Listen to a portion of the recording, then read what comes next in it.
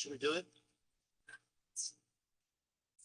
I'd like to call to order meeting of the City of Campbell Planning Commission of April 23rd, 2024. Can we have a roll call vote?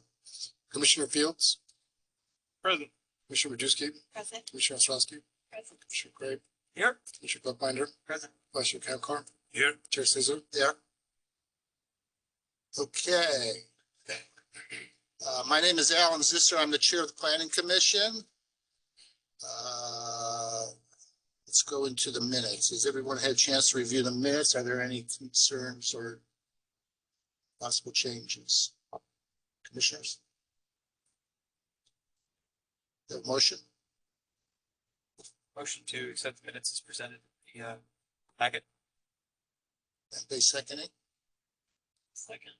We have a motion by Commissioner Buckbinder, second by Commissioner Ostrowski. Can we have a vote?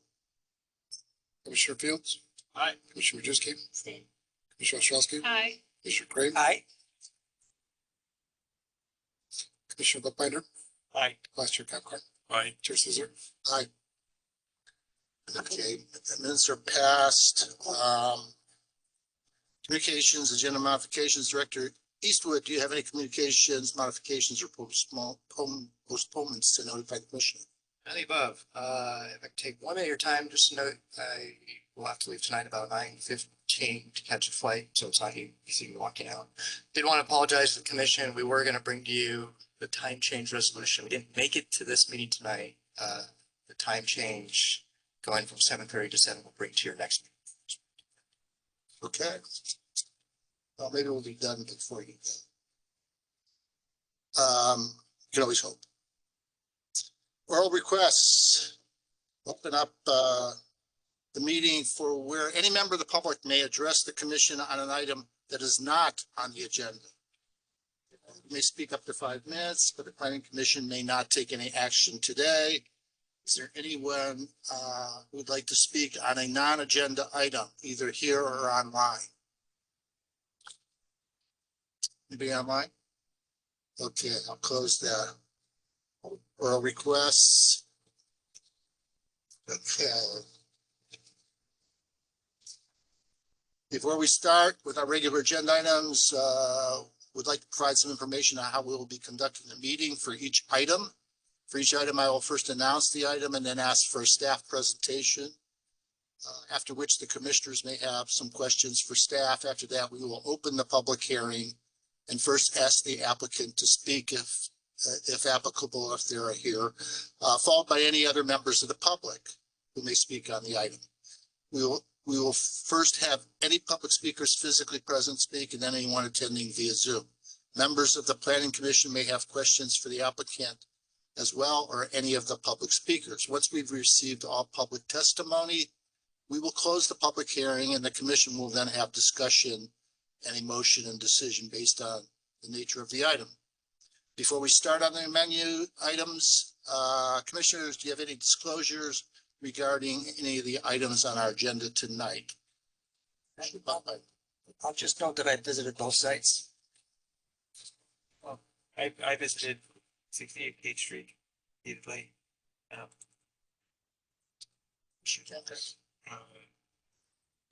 Vice Chair Kevin. No, nothing other than fine artists at the SARC. Okay. I also heard about the SARC. I suppose I should disclose this. I read a monthly column from Campbell Press. It was a description of the situation was part of this month's column. At 68 Page Street, like I wrote about it. Was it on a particular item? No, it was on the pages. what happened about it. Okay, all right. The sickness. Okay, and I stopped by both sites. And I also, at the Lenore site, I happened to end up talking to a neighbor, but it wasn't really about this. He was about 6 houses down, and we just kind of talked about Campbell and the neighborhood in general. Okay. Okay, let's start with the first item. First item is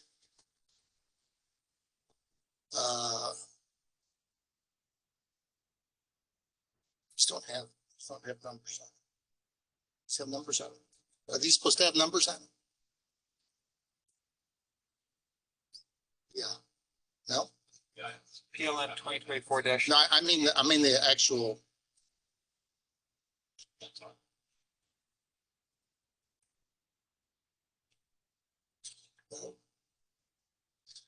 Well, it's item 2, but usually there's a PLN number. It's down. Okay. 1192 Lenore Way, site and architectural review permit. Public hearing to consider the request of Raman Zuhur on behalf of Ken Rumwood, excuse me if I mispronounce, to allow the construction of an approximately 258 square foot first story addition and 270 square foot second story addition to an existing single family residence with a reduction to the second story side yard setback from approximately 9.5 feet to 6 feet for property located in 1192 Lenore Way. The applications under consideration include a site and architectural review permit, file number PLN 2024-38. Staff is recommending that this item be deemed categorically exempt under SEQA. Planning Commission action is final unless appealed in writing to the city clerk within 10 calendar days. Project planner is Larissa Bowman. Larissa, it's all yours. Thank you. The item before you tonight is a site and architectural review permit to allow the construction of a second story addition with reduced setback to an existing single family dwelling. The project site is currently developed with an existing 2-story single family dwelling and is generally surrounded by other single family dwellings. The proposal seeks to add on to the existing first floor and extend the existing second floor as seen in the proposed elevations. The proposed second story addition on the south elevation is seeking the reduction of the side setback from the required 9 feet to about 5 feet and 10 inches. The city does allow the reduction in a second story side setback through a discretionary site and architectural review permit. In review of the application, the Planning Commission should review the project's attention to privacy, scale, mass, architectural design, and neighborhood integration. In terms of integrating to the neighborhood, as seen on this map, many of the homes on Lenore Way do share a similar development style with a reduced second story setback. As noted in blue, staff observed at least 16 residences on Lenore Way that maintain this reduction in second story side yard setbacks. Privacy concerns would be mitigated between the neighboring property. As seen on the proposed elevation, which is seeking the reduction in setback, there are no proposed windows, and this would not present any privacy concerns in staff's opinion. For these reasons, the Site and Architecture Review Committee does recommend that the Planning Commission adopt a resolution improving a site and architecture review permit, PLN 2024-38. I can now take questions at this time. Start over here. Thank you. Thank you for the report. You mentioned 16 other homes in the neighborhood have these. Did all 16 of those have to do this, or why is this one coming up? Yes, so we did see 1191 Lenore Way just about a month ago at Planning Commission for the same permit type. As noted in the staff report, some of these homes were originally constructed this way. At the time, there were no specific standards for setbacks on second story homes, and others were allowed through a similar permit process as we're seeing tonight. Got it.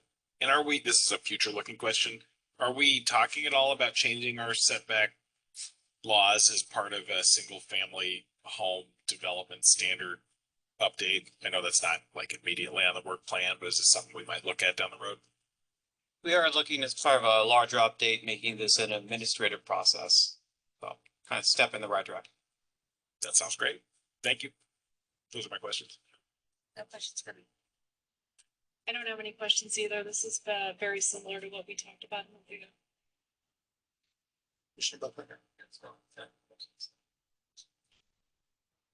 Yeah, Larissa, I guess I'm just wondering, I would ask Mr. Zohor this too later if he's here. But we've got a few of these items lately. Is there any reason why they're all grouped together? That's a You good. know, Here coincidence. and I guess I just want to, again, two questions related to that. Is there any reason that we couldn't have brought up all these items?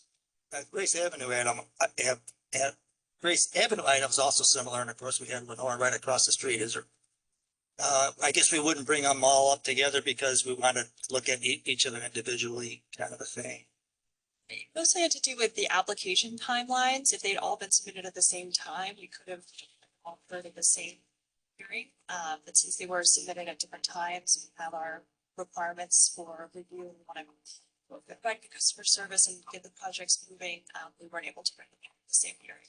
And then just one other thing, just struck me for what it's worth. I'll just ask you that we didn't reference the item of a month ago in our staff report or the Grace item.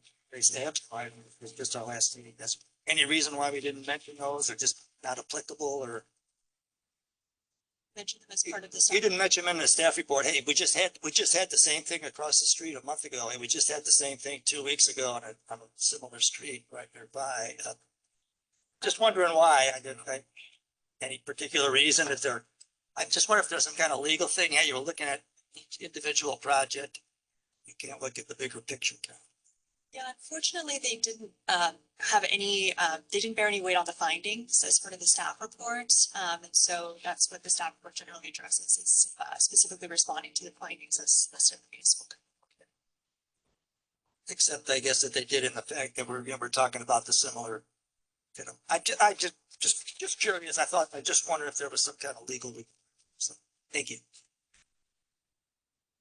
Thank you, Mr. Chair. I reviewed this in the SARC meeting, and I think what they're doing is great. Definitely for it, and I'm actually a advocate of not having. Do you have a question? I don't. Thank you. Okay. No, I don't have any questions either. So we can move to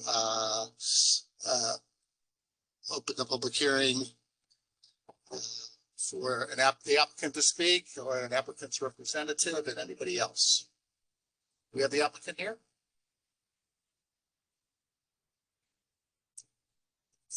It's online. It's online. It's the applicant for.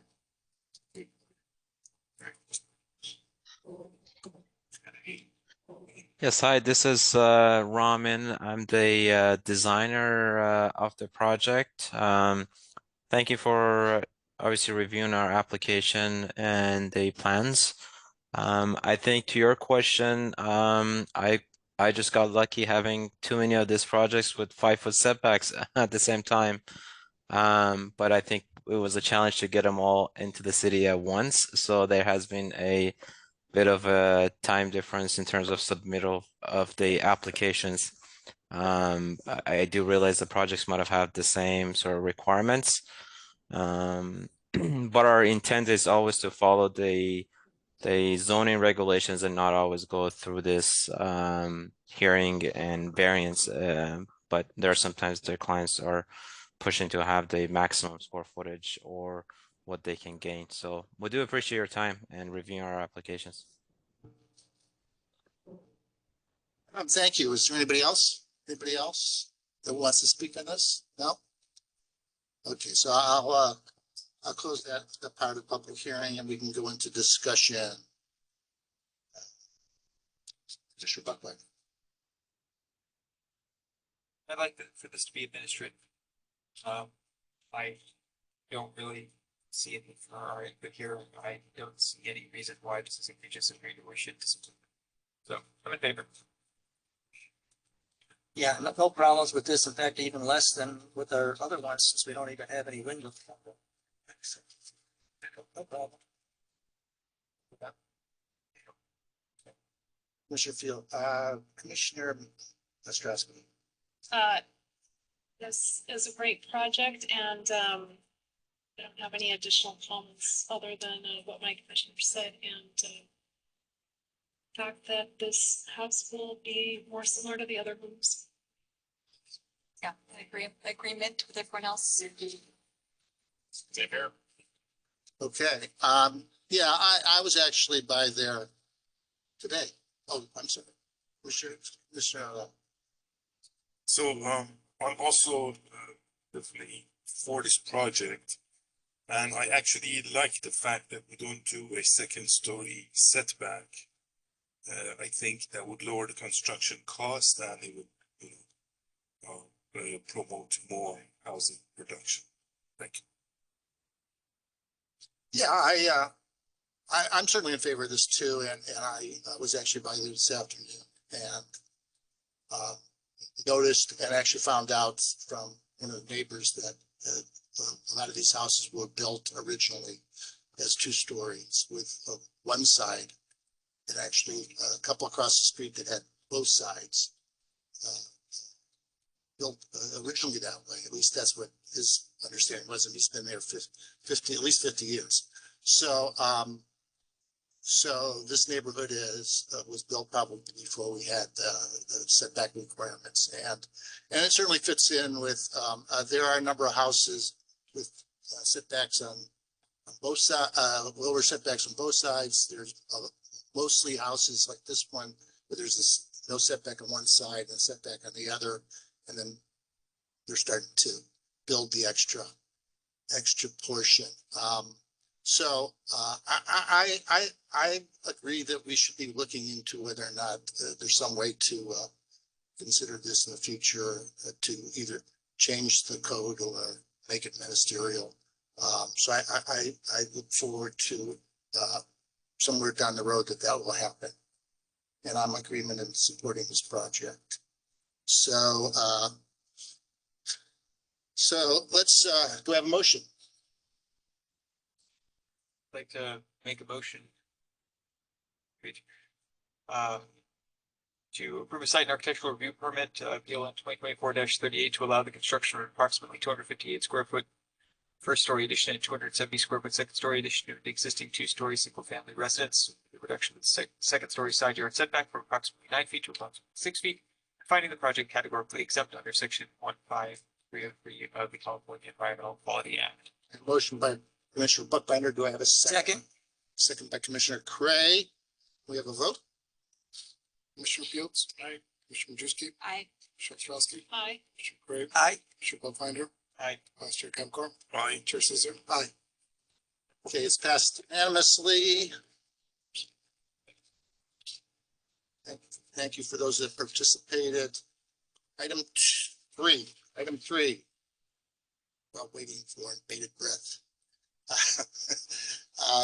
68 Page Street, variance in site and architectural review permit.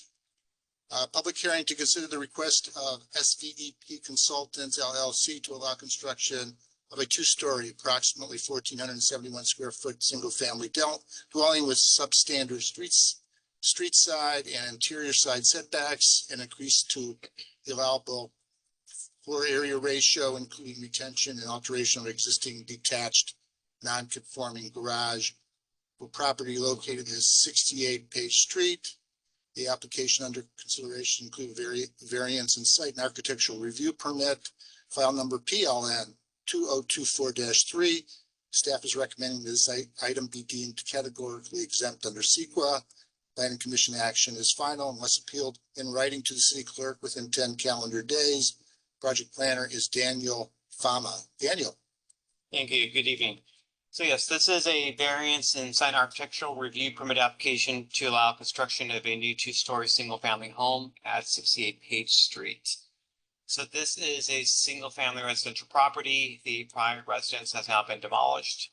Site's located at the southeast corner of Page and Maple in the R16 single family residential zoning district.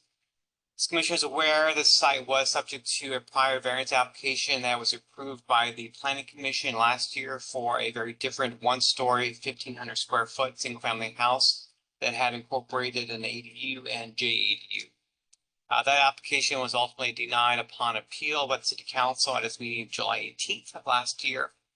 And that subsequently required any subsequent application to be substantially different than what had been denied because the denial was with prejudice. So the application that's submitted here is determined by the director to be substantially different than what was considered by the Planning Commission and City Council last year. So this is now a two-story, approximately 1,400 square foot single-family dwelling. That also includes alteration of that existing detached non-conforming garage. The application now includes two components. The principal is the variance, and that would allow for construction of the home with a substandard street side setback, so 6 feet rather than 12 feet along Maple, as well as a reduced interior setback of 5 feet versus 12 feet. That would be based on half the wall height. Just a quick note on this. So compared to the prior application where that element was approvable under a site architectural review permit, that exception that was just considered is only for additions to existing homes. Since this is a brand new home, it can only be considered through a variance. That said, separately, there's another provision in the code that allows for a site architectural review permit to allow an increase in floor area ratio up to 0.5, up from the otherwise allowable 0.45. And that provision is applicable to both new homes and additions. So that's the mechanism that the applicant is pursuing to allow for a minor increase in square footage given the size of the lot. So that takes it from what otherwise would be the maximum of 1,536 square feet to the proposed 1,671 square feet. In terms of site layout, very similar to before. The property is very long and narrow, so that's reflected in the house design as well. However, this time the project site, the proposed project does comply with the front yard setback. There's no variance proposed. That is a full 20-foot setback. Without inclusion of the JEDU or ADU, that does allow for retention of some more rear yard area that actually allows for a backyard. And that's also allowable through reduction of the existing garage to create some more space behind the proposed house. In terms of design, this is the more modern approach that we're seeing a lot more common in Campbell. So this is a 2-story, 24.5-foot building. It has asymmetric pitched roofs that are shown as standing seam metal. The design would incorporate a stone veneer base and smooth stucco and vertical wood siding, as well as horizontal wood siding on the top, and then a balcony, as you can see as well, second story. In terms of the Planning Commission's scope of review is more outlined in your staff report. There are 3 sets of findings that would be considered. The primary one are the variance findings that pertain to the physical limitations of the property relative to the reduced setbacks. And then there are findings relevant to the FAR increase, very specific to looking at the perceived scale mass of the home and its relative size to other homes in the area. And then last, the site architectural review permit findings, and those generally pertain to consistency with the zoning code, the general plan, and its policies, including such things as design quality. With regard to the variance, as before, there is a very legitimate basis for a variance here. The property is quite narrow. To require full conformance with street side and interior side setbacks would reduce the building envelope to only 11 feet. With the reduced setbacks, that does allow for a building footprint of 17 feet and then a functional second story as well. And then just to demonstrate the unusual nature of this property, in addition to being unusually small, it's also unusually narrow. And so you have a depth to width ratio that's noticeably different than properties within the immediate area, as well as compared to the typical R16 lots. So more specifically, this property is only 57% the size of a standard R16 lot and 46% the size of the width of a standard R16 lot as well. Again, demonstrating the unique nature of the variance request. And then with regard to the floor area increase, the proposed square footage here is fairly nominal given that the ratio is a percentage of the lot size. So just in comparison to the 2 abutting properties, the application would result in a house that is larger than the property immediately to the east of 59 Maple, but smaller than the property to the south at 662 Page, but also with a comparable FAR looking at the average, this seems to be a reasonable request, given the size of the property and the character of the neighborhood. Therefore, staff does recommend that the planning commission adopt a resolution approving the variance and the site architecture review permits, including the additional civil landscaping sheets that were included in the desk item provided to you earlier today. With that, I'll take any questions the commission may have.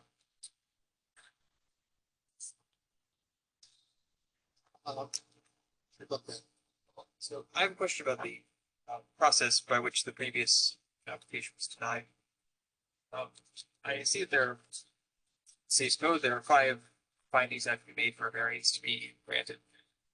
When city council denied that, did they overturn one of the findings that staff had made, or if all 5 findings are made, can we just arbitrarily say no, even if those findings are valid? Well, in consideration of the prior application, the council did not feel that it could satisfy all findings. So the entirety of the basis of the denial was none of the findings satisfied. That all of staff's findings were incorrect? That was council's determination of the prior.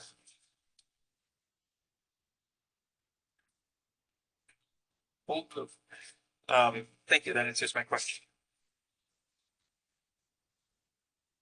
Yeah, thanks, Daniel. I was gonna ask the same question. I did listen to the tape on the first council discussion on this item, but not the actual action, so. I know there are issues, and again, it's not, again, I'm not sure how pertinent it is. Let me ask anyway, because it was not in staff report, so I'll just ask you. So I'm just trying to, in my mind, articulate the differences in this one, this application versus the earlier one. One big difference is that, so there's no door on the Maple Street side, correct? It's only on the Page Street side as the entrance. Well, yes, I mean, it's at the corner. I think in before where there was a door on the Maple Street side. Or door than the interior.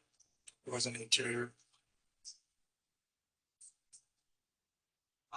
There were 5 doors in the past. Oh, we'll talk. And so the side setback originally was 3 feet, right? So now it's 6. The front setback was originally 14, and now it's 20. So that was good. There's no JADU or ADU. So it's got 3 instead of 1. Right, yeah.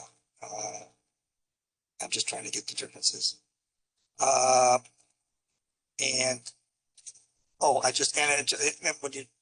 so the square footage of this project now is 1671 or 1471?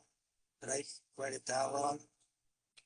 Is 1470. 1470. Well, oh, so what with the garage? Okay, and that was my final question: with the smaller garage, is it still usable for a vehicle? Or something? Well, still a car. Okay, thank you. Mr. Chair, so from a lot size point of view, we're, thinking about granting the waivers and approving 1 unit under. So 1 unit in such a small lot, that exceeds the R16 criteria, right? Of like 6,000, approximately 6,000, 7,000 square foot to a lot, correct? Okay. The second thing I want to say is that I'm actually glad that the previous proposal was ultimately denied, because this proposal, question, yes, sorry, this is the question time. So nothing further, because that is my comment. Thanks. I don't have any questions. The staff report was very thorough. We got no comments from neighbors or.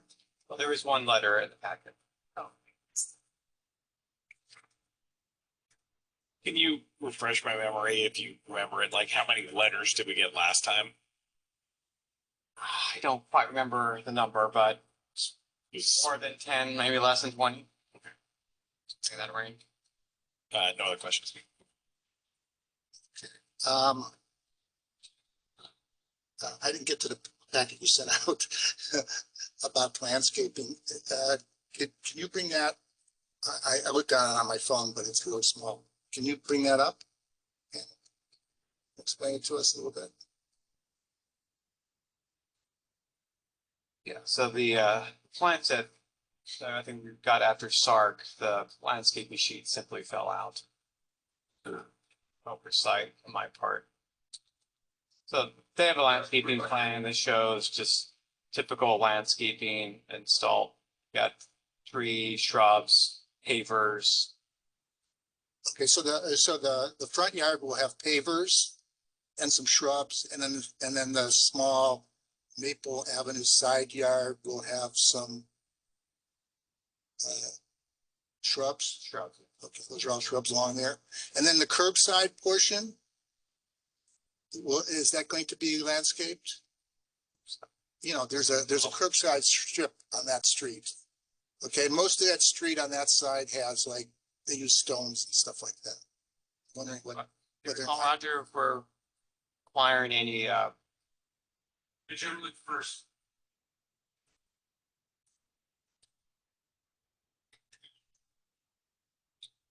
The curb. Big registers with both works. Generally for single family homes, we don't get too much into the weeds when it comes to their. On the side. Right on the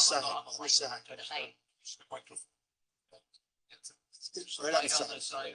There you go. There you go. Okay. Yeah, so it's my name's Roger Stores with the Public Works Department. Oh. So generally, when we review single-family homes, we don't really get too much into the details with regards to the park strip. Our main concern is making sure that people don't pave it over. We have a number of single-family home applications come in where we find that homeowners have filled in the park strip with concrete, which generally isn't allowed under the Muni Code. So we spend a lot of time just as part of this process, having them remove the concrete, putting in street trees, things like that. But when it comes to the ground cover, we generally don't get too much of the details. I know when we get to the drought times, a lot of people like to put some stone or rock. Seems a lot of very interesting and decorative things. And in a lot of situations, it just ends up being weeds because people don't take care of it. That's generally why they want to pave it over with concrete so they don't have to deal with it. I understand. My question is whether or not we can require as part of the resolution for the curb strip. Is that what you call it? It's a curb. Park strip. It's generally called the park strip. Park strip be landscaped in some way. Sure. You can put that condition. So that's what because right now it's just dirt, and I noticed that the rest of the street is mostly like. I think there might be some cemented over, but there's a lot of like rock. They're filled in with rocks rather than plants or anything on Maple. So I just wanted to know whether or not we could incorporate that, even if it's not in the drawings, whether we can incorporate that into resolution. Yeah, I don't see why you couldn't. I mean, Bill could tell you 100%. And then if we can leave it, we could do a resolution conditional that you could approve whatever they come up with. Yes, we would incorporate as part of just the condition number 19 that pertains to the public works improvements, off-site park strip landscaping to the satisfaction of the city engineer. Okay. So I have a question about the landscaping needs irrigation to survive. Yes. Do they become responsible for, bringing water to it? It just all depends on what you can, what they propose. Obviously, if they propose something that's low maintenance, like we've seen people use bark or mulch, river run rock. I mean, things like that obviously don't need irrigation. And if the tree's already established, generally it can do all right without irrigation. But like on larger projects, like, apartment buildings, townhouse developments, we'll generally have them bring irrigation to the park strip to get the trees established as well. A lot of times they have a higher level of landscaping than the irrigation from the private property. Yes. So there's no city irrigation in the right of way. It all comes from the adjacent property owners. Okay, thank you. And the only other thing I had as far as snacks, I had a question, it's a housekeeping thing. On the SVEP consultants, thank you. Consultants letter. I think I got this right. They refer to east-west sides when it should be north-south sides. So just as, you know, I think because they looked at the map sideways, maybe. So, other than that, I have no further questions at this point. Any other commissioners have any additional questions? Yeah, just that one real technical one, just because it did strike me, and I'm just looking at this now. So in our conditions for the variances, in our variance findings, we have finding number 9, the project is consistent with applicable adopted design guidelines, development agreement, overlay district, area plan, neighborhood plan, specific plans. But earlier in our report, we point out that none of these items are applicable to this project. Do we still need that in the variance findings? Is that something we would put in, just kind of the generic kind of thing that we put in? Yeah, I mean, it's not particularly material since there are no guidelines to speak of, but oftentimes we just, for consistency, we incorporate all the findings for every category into the resolution. Okay, thanks. Anybody else? Just a one question. So if that second story deck balcony, if they were to want to add that as square footage to the property on the second floor rather than having that balcony, would that be permissible? It would. No, I mean, that would be inconsistent with this approval, plus it would also far exceed the FAR beyond the Exceed point. the FAR, but they could potentially get a variance for the FAR. Yes, they would need at that point to seek another variance and come back to the plan. But it could have been done within this application had it been done from the beginning or no? Yes, they could have sought that. Okay. Thanks. Any other question from the commissioners? Okay, let me open up to anyone who'd like to speak on, start with the applicant or representative of the applicant. We have the applicant. Can you come up to the podium and turn on hit the side white light, the side. That's it. State your name and whatever else particulars. Yeah, Javier Campos with SVP Consultants. We're the civil engineering firm on this. I'm here with Philip Police, who is the contractor. We're here to answer questions, and we bring a significantly different project that we think better fits the aesthetics of the neighborhood, and we're here to answer questions. Thank you. Thank you. Okay, so do we have other people in the audience who would like to speak? Okay. Come up, state your name and My name is Jonathan Dixon. I live at 62 Page Street, which is just on the south side of the property discussion. I'm concerned about privacy of my backyard primarily. The window on the east side of the project is going to look and see the entirety of my backyard. I'm wondering if that window could be made to go away. And there's already 2 small windows on the south side of the project that oversees the roof of my house, but I'm not sure concerned about that. But I am concerned about maintaining the privacy of my backyard. okay. So you're, just to be clear, you're the house immediately south of this. Yeah, this project, yes. That's a single story residence, right? I see all the houses in half dozen houses in my house are single story houses. Okay. And another thing, it might be a safety issue on the garage that's right up on the sidewalk. I would suggest you put windows on either side so that maybe pedestrians or bicyclists coming down the sidewalk could see any automobiles backing out of the garage. Right now it's blind. You can So pick an image of the so you're talking about a window on the garage, on the east side of the garage. east and west side of the garage. There's a window going in on the west side of the garage. What's that? There is a window going in on the west side of the garage, is there not? You're putting in a window on the interior side of the garage. On what side of the fence? Yeah, yeah, right. So on the west side of the garage, there's if I'm not mistaken, Daniel, the plan is a window that's on, that faces the yard. And so the question would be whether or not there should be a window on the East exterior side, on the outside. Also, well, there's a fence according to the diagram, there's a fence, privacy fence. Is that window's gonna be on the outside of the privacy fence? Sorry, and what would the goal of the windows be on? Can we see the image of the building and we can talk? Yeah.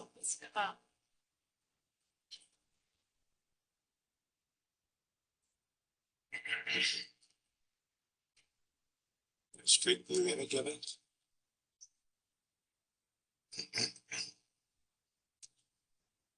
Right now, there's the garage there and there's a fence.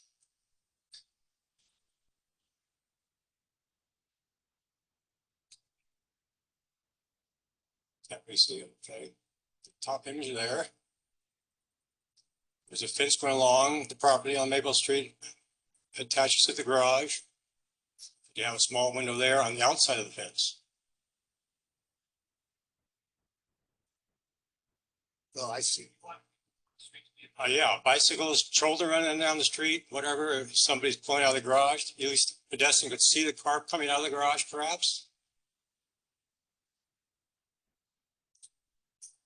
Right now, that would not be allowed. I can't put a fence along my driveway within 10 feet of the sidewalk for safety reasons. Is that correct? But this seems to have been a safety issue. People running, walking down the sidewalk.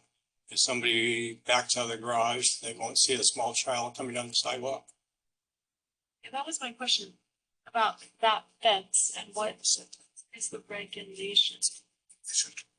So this is an unusual circumstance because the garage is really an existing condition. It is true that we would not allow a garage to be placed this close to the street. And so, but it's there already, so they're looking to physically modify to reduce it in size so that they can have a little more square footage for the house and have a larger yard. But yes, I mean, that could be seen as a concern. The commission could require either that fence to be shifted around that window or another window could be installed on the outer side of the fence to provide greater visibility. Not sure to what extent a window inside the building that's going to provide visibility from inside a vehicle as you're backing out.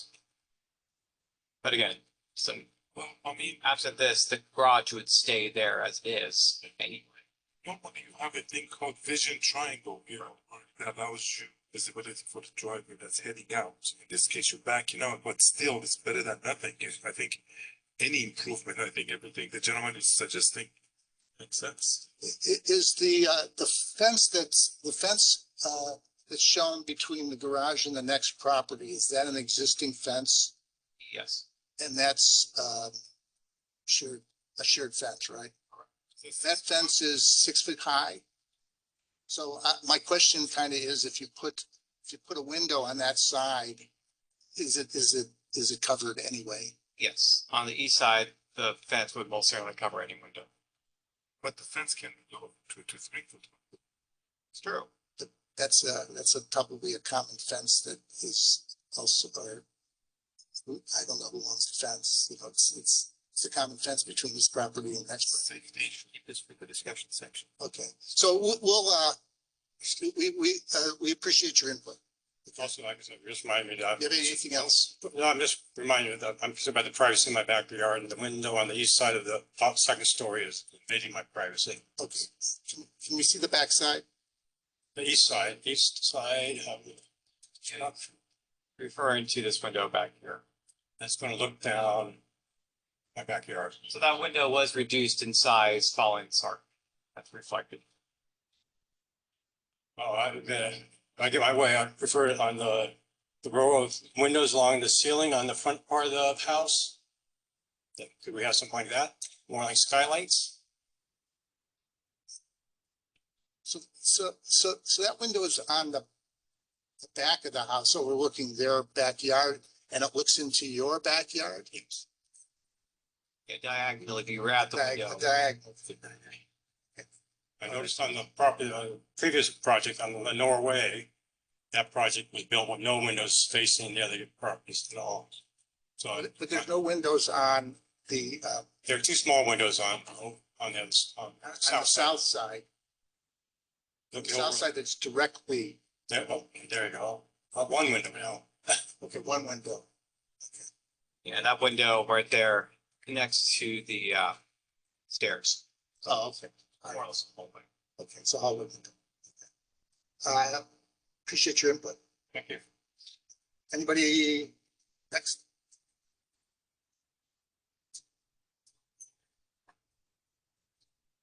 Hi,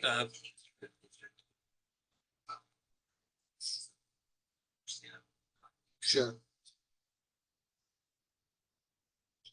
Can you state your name and? my name's Adrian Sarmento. I live at 637 Maple Avenue. And I have a concern that this is a beautiful home. If this would have been pushed through in the first round, things would be, we wouldn't be here today. We'd be drinking on their balcony, I guarantee it. What I'm afraid of is when the house was first sold, I met the homeowners. They came over. I gave plumbing services to them for free. Came over, trying to make friends with the new neighbors. We spent a year and a half with them lying, and they're saying they're going to build something. It was not anything what they were going to build. It was just the timer's frightening me. There was they were going to move in with their parents. 5-bedroom, 5 doors. Everything about it was just built on lies, and I'm really, really afraid that what's happening is that they have this beautiful home that the whole street is very much in favor of, and they're going to get their variance, they're going to build a home, and then they're going to start doing the mystery house. We do not need a Winchester mystery house on Maple Avenue on Page Street. This is Just, could you? Do I have more time? I'll calm down. Well, I'm going to ask you a question. There's only two of us. I'm going to ask you a question. Yes, please. So we get to the point and then you can respond. Thank you. So your concern is not that they won't build what the city will. Well, I think this will be built. Okay. Obviously, I think You have some concern because you don't trust. I don't trust the owners. Owners. Not because of. They might do what? So just based on a proven track record, it's all documented. Every one of these meetings is on Zoom. They said one story in the first meeting, they said a second story in the second meeting, and then the third one, they told city council, go pound salt, I'm gonna build whatever I want, and then they were denied, and that's why this was built. Because they changed their story every single time. He got frustrated and blew everything up. So this is step one to get their variance. Once the variance is approved, they've built a home. This is awesome. I think that I want that on my street. But what's going to happen, I'm afraid, is that as soon as that thing is built and signed off, and Dustin Furtado has signed off the final permit, the garage goes down. $5,000, I'm going to knock down the garage. $15,000, I'm going to build another 2-bedroom apartment, an ADU. This is a very, that's step one for a master scheme. And okay. Yes. So what I'm worried about, and I'll just go back to this, is in every single report that Daniel has given in front of us, and usually there's 15 of us. There's only 3 of us here today. 4 of us here today. But what this is a very unique lot. It needs a unique set of rules. Not to be babied or pampered or spoiled, but actually strict rules enforced. Hey, you don't want this little thing to destroy the wonderful block of Campbell right in the middle. This is the best lot in Campbell that's available. And today, it's never looked better today. If you go over today, and I know that a couple of you guys said you've been there, today it looks better than it has in 20 years because it's just a flat piece of land. I wish the weeds would grow so I could let my dogs go piss crap in it. It is beautiful right now. I wish you guys would just leave it, rent it to the dog owners. Can you So wrap it up? I really think if you guys have an opportunity to say, hey, this is beautiful, we like it, and put a kibosh on the thing.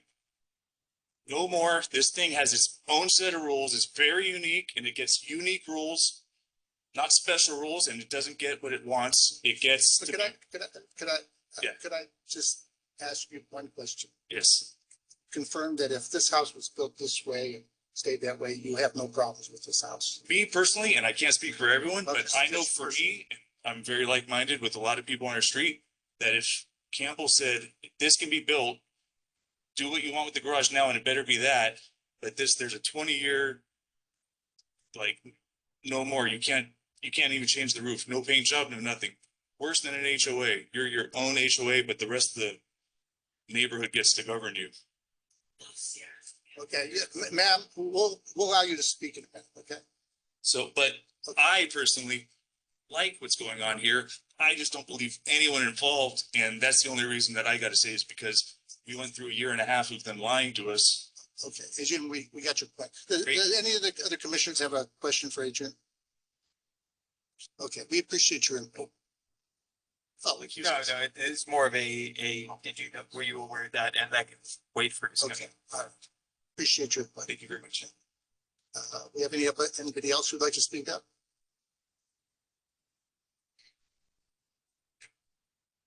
Would you state your name and residence? Hi, I'm Leanne Hamilton and I live at 587 Maple Avenue. And I'm not directly across the street, but just one over. So I have a 2-story and it looks down on that property. So I'm with Adrian. I don't believe. May I ask you just, are you on Maple? Or are you in the? 587 Maple Avenue. Okay, so you're across the street on Maple. Across the street. And I have a 2-story. It looks down on the property. So I've been watching, all that's going on. I'm not directly across the street. I'm just like one over, but on the first 2-story on the street. Yeah, I don't believe, if this house was gonna be the house, I'm happy. I have a salon in downtown Willow Glen, and I see these very modern homes popping up. They don't fit into the neighborhood, but they're happening, and it would be great. But I see stairs going to the upstairs on this one, and it's becoming like 3 different residences. They tried to build a 5-bedroom hotel on Maple Avenue. We actually saw the. Yes, I know you did, but you guys even considered it. It was a door and a light, and a door and a light, 5 of them, with 5 bathrooms and no closet, and you considered it. So I'm worried. Okay. I have owned my house since 2004. I love my neighborhood. I've talked to Daniel many times on the phone. And also about the garage, we have 2 handicapped kids on the street. They're legally blind, twins. And I feel they're going to make that into an ADU or something.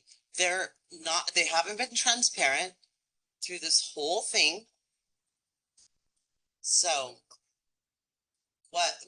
so you're just gonna let that be a garage that just opens up to the street and we have blind kids on the street? Like, what's happening here? It's a very small lot. They bought it. They knew it was this big. What did they think they were gonna get? Something like it was gonna all of a sudden, quadruple in size? So you're opposed to it, is what you're saying? I'm opposed to it because, and like you guys are talking about, the open space. I live right across the street from this place. The yard is gonna be this big, this big, this big. So, you're like, there's room for open space. There's not. Like, go take a walk down Maple Avenue. And I have like 8,000 square foot lot. I have a 1,450 square foot home. Why does somebody think they should be putting like a tiny home on there? Like one of those tiny houses that people do? Why would you let them just build the whole lot? And I feel for this neighbor of mine. if you give him the variance, they're right up on him. It's not fair. I just think you guys are not being real about this. It's like, make them build something that fits in that little tiny spot. They bought it. Would they think it was gonna get bigger? Okay, you have anything else? No. Okay, thank you for your Thank you. input. We have anybody else? Okay, well, first. Good evening, ladies and gentlemen. My name is Philip Bed Police. Just want to shoot the bush. You're okay. Thank you. I'm a mechanical engineer, graduate as a mechanical engineer, land developer and builder. I've built in my history of life 508 homes. Right now, I just finished 6 townhomes in the city of San Jose in downtown. I have Morgan Hill, about 200 homes on that. In Bearbank, about 200 some plus homes. Right now on pipeline, I have 18 condominium in the locally. So I'm very familiar with that. What the gentleman said absolutely is correct. From the back history, they had very bad taste in people in neighbors mount. They are correct. They had 5 rooms, 5 doors toward the maker. I was not involved. At the time, city council hearing we had, that night I got involved. And my corporate attorney sent a letter, which was postponed it, but was not able to postpone it. However, I got involved, I got a new design. This is beautiful design. According to lady, she said, this much backyard. If you open the front plan, you see they have 25 feet backyard. Not this much, 25 feet. I would appreciate to show the backyard this. Okay. Want to show that, please? Oh, 25 feet backyard on the floor plan, please. The On side backyard? plan. That's it. It's a 25 feet there. I walk there and show you some You're talking about the backyard. backyard, because lady, she said, you have this much only backyard. So I have 20 feet backyard, so not this much, this is 3 feet. So my backyard is from here to that window. That's 25. Any other question, I'll be more than happy to answer on my best knowledge. Anybody have any questions? Regarding the, I'm sorry, Yeah. regarding window, last time we had it with 2 of the commissioner meeting, so the gentleman on the south side, he asked to have it, a window, smaller window on, which is looking on my backyard, not in this backyard. You may look at it again, I can show you the reference of that one. So he asked, make his size smaller, was a 6x8, change it, revise it to 6x4. That I could do, I believe, planning director was happy with that. And also furthermore, they asked us to put a window on the garage, and I agreed with that. I'll put a window on the garage. What should I do with that fence is there, 6-foot fence. Everybody, all of us, we have 6-foot fence over us as a protection. I can take that one off with wrought iron, they can't see it, but everybody can see your back. Nobody does that. However, if you have any other suggestion, how I can arrange it to everybody, that's what I'm here to do. I'm very flexible and work with everybody to make sure everybody gets what they need, as included myself. Thank you for listening. Any other question, I will answer. Yes, we have some questions. Please. Yes, sir. I got a question. Thank you for your presentation. So, regarding the window on the garage, Yes. fence, if you were to install a window on the east side of your garage, East side of the correct. then lower the fence from 6 foot to 3 foot Yes.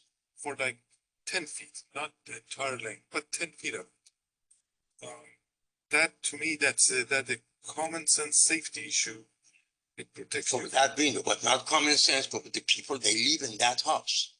Somebody 3 feet fence and jump. I know, but see, If you tell me, I'm sorry, Mayor, if you tell me, okay, for 5 feet, 10 feet to have a visible of that window, put the wrought iron fence 6 feet, I will accept it.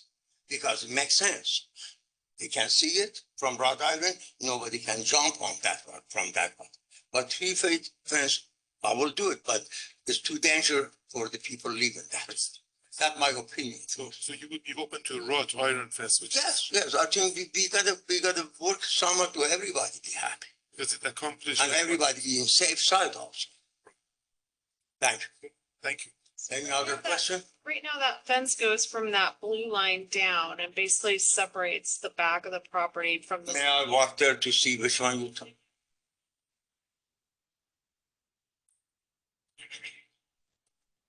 This is our garage. Yeah. So we have a fence, sit the street. Like a fence. The top is the street. Top, this is street. I think we have, I have window. No, that's where the window is now, Thank you. on the inside. Other plan, please. Thank you.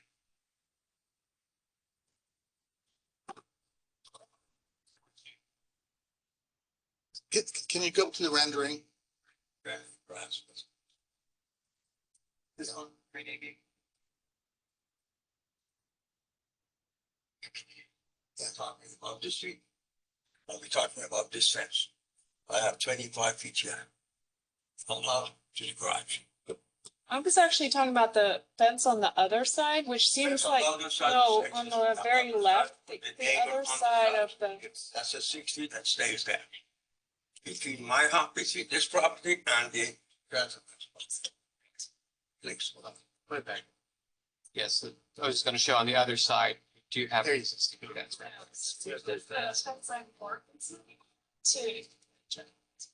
Because you're backing out of the garage. That's not my fence. That's the neighbor. This is a shared fence, yes. Common. Yes. So. It's like, it's the neighborhood, but this could be made a little bit lower, and you could just have it in. Right now, it's just extending beyond the front of the garage, and I think that's the biggest part of this. They always say something. Thank you. This concept is where the cars coming from Maple, from east to the west. But from You know, east we to the we west. really need to get all of this conversation on the record. I don't Yeah, know you if the need to come microphones back are to the mic. picking this You need to up. Come back. to the mic. Thank you. Yeah, thanks. Good point, Bill, thanks. We have to work together to make sure that the best project for the city, Visual City. And if I could just quickly add, so the city's driveway fencing requirements are about the interface between the fence and the driveway. So on the west side, fence is effectively behind this very shallow driveway, so it's not particularly relevant. It is different on this side because this fence does actually encroach to the driveway dimension. Wait, I'm not good with like. But looking North, backwards south, in east, time, and west. so this fence is new. And it's non-compliant. So this fence actually shouldn't even be, Yeah, that's the one I'm concerned about. irrespective of perhaps this application. I mean, this could be addressed as a code enforcement matter today because that fence is in clear violation of the city's fencing standards. Not simply the driveway requirement, but also that a fence this close to the property line can only be 3.5 feet in height. So. Yeah, Yeah, and if it it's- was 3.5, like people from the street could see the car coming out of the driveway, which would be coming out slowly. Ma'am, you're not giving public comment right now. I'll be, Ma'am, you've given your public I'll be comment. more than happy for your We have to take instruction, one- man. we have to take one person at a time. Problem. Yeah, so I think Daniel You already. can see that was rebuilt. I mean, this was 2017. So that's a new fence, so that technically it's violation. So irrespective of a condition of approval, it's something the city could take proactive action on anyway. To address. Yeah, that's I think the bigger concern. The other fence is along the lines of the garage. So the visibility is unobstructed. Could I ask why was there an added requirement for a window on the inside that faces the yard? That was just a comment from the SART that the applicant voluntarily offered to provide. I think it had to do with visibility, but yeah, it didn't really address the fact that there was a fence blocking. Okay. And so there wasn't originally going to be a window there, and the owner doesn't really need the window in the garage. And that's a new wall anyway, so it's. But But if I heard the contractor correctly, he's willing to change that fence to a wrought iron fence. So you could have visibility. Yes, but as I was saying though, when you're in the vehicle, they're already past the fence line anyway at the driveway. Yeah, so it's really the other side that presents the visibility issue. It'd be more about a pedestrian issue, if in fact the window actually provides that visibility when you're walking by. But the garage the garage has been there. Yes. For some extended period of time. Yes. Okay, so. And may I add something? You may add one thing. If I put a wrought iron fence there, I'll pass everything, sign occupancy certificates of occupancy done. Whoever lives in that house, if you live in that house, you don't want people they see in your backyard. Immediately you screen it. You're blind, again, you cannot see that window. That what I'm thinking can happen. That will not be that not be anything wrong with this gentleman being putting his property protection, his property as of the screen. Is there a plan? Is there a plan for an automatic garage door opener on the garage? One more time, please. An automatic garage door opener on the garage? At this time, it's not. Can be done, can be not. Most of the houses, they have automatic garage opener. I don't see today anybody except that one opening by hand. Yes. But I am again open. But wouldn't make a difference. Well, they'll definitely back out more slowly if they have to get out of their car and close their garage. And honestly, that's not at all danger because we have about 5-6 feet back to get to the sidewalk, and anybody driver obviously looking back, walk up to drive back, and you see that. And the cars coming so far, much farther. Okay. Thank you. Thank you for this. Thank you. Do we have anybody else? Could we usually have the applicant speak last? If it's their right. Should we allow a second time? The normal protocol is if you allow other speakers. Ma'am, could you just wait a second?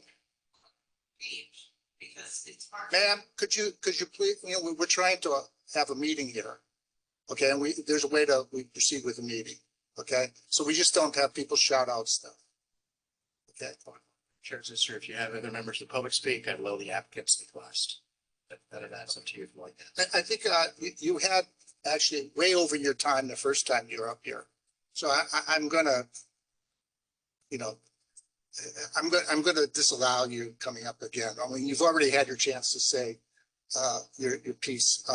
Is there anybody else who hasn't spoken? Here or online? Okay. You may come up. This fine. Already spoken. I'm sorry. You're one of the residents. Yeah, we can't have you come up speak. All right. I was thinking you were the applicant. I guess we should close, and there's nobody online, right? Okay. Let's close this portion. Let's move to discussion. And so I probably should just add, just for context, in terms of the ADU question that came up here. So yes, the property could accommodate, the garage could be converted to an ADU. The homeowner could also add a statewide exempt ADU to the back of the house. So under state law and our local interim ordinance, an ADU that's no larger than 800 square feet, no taller than 16 square feet, can just be built irrespective of any development standards such as FAR or lot coverage. So that could happen. And they could also carve out a portion of the building to a JADU if they wanted as well.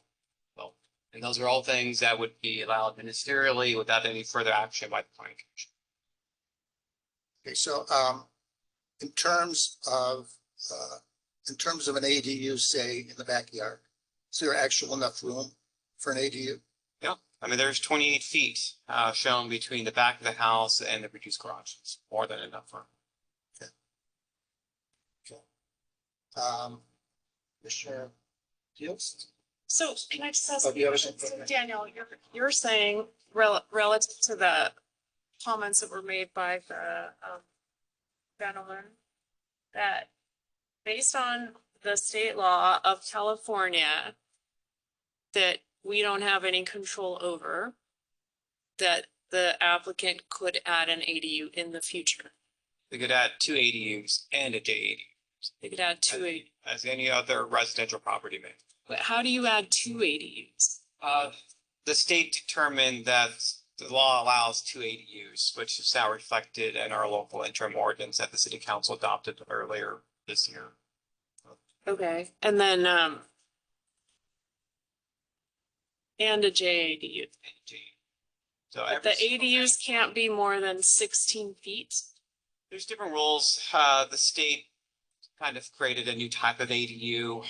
So there's kind of the ADUs that are allowed under the city's rules, and then there's this other type of classification that's allowed more under the state's rules. So the state's rules are smaller, shorter, but basically can violate any other development standard. So those are And are in addition to the ADU and the junior ADU.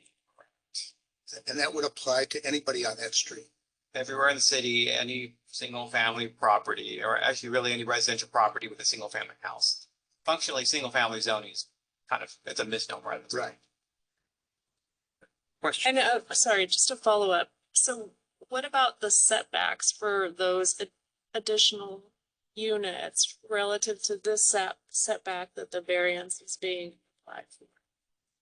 Well, both ADUs would be subject to a 4-foot setback from the street. Technically, the exempt ADUs are subject to a front yard setback, but our interim ordinance does have a limitation that keeps them away at intersection corners. For now, that's enforceable because HCD hasn't told us that's in violation of the law yet. We don't know if that's going to be the case. We're still waiting on their feedback on our ordinance, but for the time being, they couldn't place it in the front yard. But there is a possibility in the future that if HCD believes that the city's requirement that prohibits that is against the law, yes, there's a possibility in the future somebody could drop an ADU in this front yard, in front of the house. And have no setback. From the street, from page, 0 setback, literally behind the sidewalk. Under the, which is the case citywide. This is, well, really statewide, I suppose. Right. And then the interim rule is that it has to be how many feet from the corner? The interim rule basically applies the standards that apply to fencing to the structure that would keep it at a triangle formed by 30 by 30 feet from the intersection corner, which would capture the entirety of the front yard. So that's the city's current standard. But right now they're within that corner. The property is being built. Correct. Now, that's because the city has some level of discretion here. And there is a requirement from Public Works to red curb the street in front of it, to provide greater visibility. But with ADUs, since they're ministerial actions, the city lacks those types of enforcement mechanisms to look at life safety. So the interim ordinance just takes a more conservative approach to just say no ADUs in that 30 by 30 side triangle. But again, that's temporary and potentially not enforceable in the future. So the current front of the house could be converted to an ADU. And then they could build out an ADU. They could build up. They could still add a 2-story ADU. They could not add a 2-story ADU at this point. They could potentially convert the proposed second story to an ADU. So that area that's upstairs with the balcony could potentially be created as an ADU. ADU law is very powerful now. But ADUs require a kitchen as well as a bathroom and so they'd have to redo the inside of the house to convert to an ADU. Or simply redesign it when they submit for a building permit. If I could just mention that there have been some recent changes to these rules. I think the What's that? Can you speak up, please? There have been some recent changes to ADU rules. It used to be a limit of 16 feet within a half-mile major transit stop, which this is. It's now 18 feet. And if that's detached ADUs, attached ADUs apparently can be up to 25 feet high or as high as the main house, whichever is lower. And those are the non-exempt ADUs. Yeah, HCD's guidance memo provides a lot more flavor for state law. Or again, we are still waiting for HCD's feedback on our interim ordinance. They've not been willing to give us a timeline where they're going to provide that feedback. As soon as they do, then we'll take a formal ordinance for consideration by the Planning Commission and City Council later this year. Anyway, it's not pertinent to this application. This application really is about the findings that are documented in the staff report, but just for full disclosure, there is a lot of potential for ADUs for this property, like any other residential properties. Question. So because this requires a variance, it's not in compliance with our general plan requirements, etc. It's not subject to the HAA. Apart from the variance, would the previous application have been, like, it was denied by the city council, would that have been allowable if it had needed a variance? Yes, I mean, strictly speaking, you could put a small mobile home here with another mobile home ADU next to it, and within 11 feet of width. You could do that, and that would not require a variance. As in, like, would the HA prevent the city council from denying or substantially reducing the density of the project? Well, the variance is the thing that precludes that because it's not consistent with that. Right, I'm saying if it didn't need a variance, then the HA would have applied. Okay, so it's only because of the odd shape of the lot that we're going through any of this. Correct. It's Okay, thank you. in fact, that's a corner lot in particular. And for the sake of the audience, if you could please explain HCD, who are they and, why are they so powerful? So that's the state's Housing Community Development Department. They have statutory authority now to review the city's local AD ordinance, among other things, and basically tell us if our ordinance is in compliance with state law. And if they determine it's not, then the ordinance is not enforceable until we update it. And the ruling applies statewide. It's not like. Correct. They literally review every city's local AD ordinance, which is probably why they're backed up. Like the big list. Any other questions from the because I'd like to start in with regular comments. Commissioner Fields, would you like to go first? When we saw this in Sark and again here today, this was an extensive overhaul of a project that had a lot of, I think, understandable public comment I was sympathetic to the first time, and then have seen a plan that feels like a reasonable use of space in a weird situation in an oddly small lot. I've also appreciated the developer coming in, hearing feedback, and Sark here. I think shrinking the back window is great. I'm okay with just shrinking as opposed to removal. I'm in favor of approving this. I would like us to forward along to code enforcement to go look at that fence and see if we can get that resolved well ahead of cars coming in and out of the garage. But otherwise, I'm supportive. Yeah, I'm supportive as well. I understand the concerns, but we can't limit someone's economic use of their property because we don't like them or I don't know. So I think we should definitely address the safety concern of the fence. And shrinking the windows, I think, to address the privacy concerns is sufficient.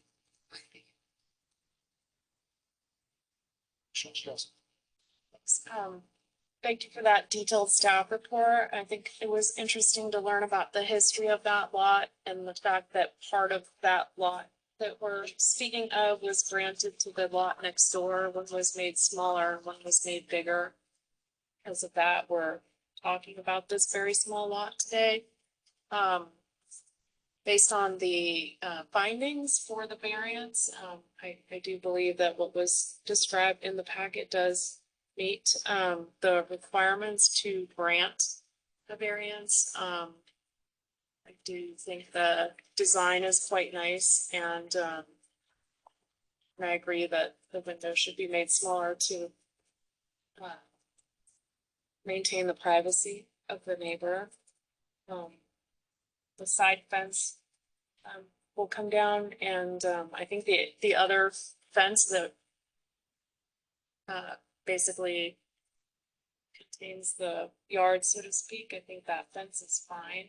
It's equal with the garage door, so no, I don't think, I hope that people go in and out of the garage slowly. We obviously can't control that part of it, and